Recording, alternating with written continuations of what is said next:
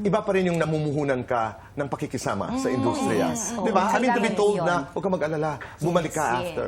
Yes. Di ba? That's Yes. comforting. Yes. Hanggang saan dapat makialam? May mga anak na tayo, di ba? I mean, Yes. hanggang saan dapat makialam ang magulang sa buhay, lalo na sa buhay pag-ibig ng mga anak.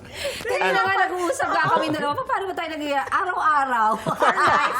For life kami magiging mangingialam, I guess. Yes. Okay. Siyempre, di ba, ang magulang naman kasi wala namang wala namang gusto para sa kanilang mga anak ay ang magkaroon ng maayos na buhay, magandang buhay, may takot sa Panginoon, mabuting mga bata, hindi ba? So, ako, I guess, hindi ako titigil ng kakasabi at kaka-advise, lalo na ako nakikita kong hindi maganda.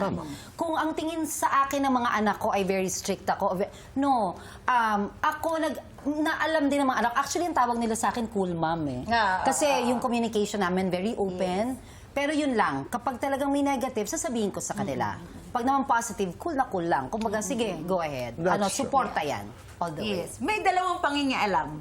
I think yung pangingialam na walang komunikasyon, yun yung negative way of pangingialam, which is, I don't think naman ganun kami. I hope my children would agree na yung pangingialam namin, it's only to open their minds of the possibilities of what they're doing right or wrong. Yes. Pero to the point na at the end of the day, I'm sure pareho kami ni Miss Gina, sa kanila pa rin ang desisyon. Correct. Yeah, Pero hindi oo, pwedeng of course. manahimik kami sa kahit na anong bagay. Kasi Ako guidance talaga, Kuya Yes, Boy. Eh. oo. Kailangan mo silang i-guide. At Kahit iba ang 30 perspective plus ng nanay. na. Yes. Iba ang point of view ng nanay. Ako naman, sana mga bata nakikinig, ang pakikialam kasi is a trigger to conversation. It's an invitation of a mother Yes. or of a father to say, halika, usap tayo. Yes. Kaya ako nakikialam.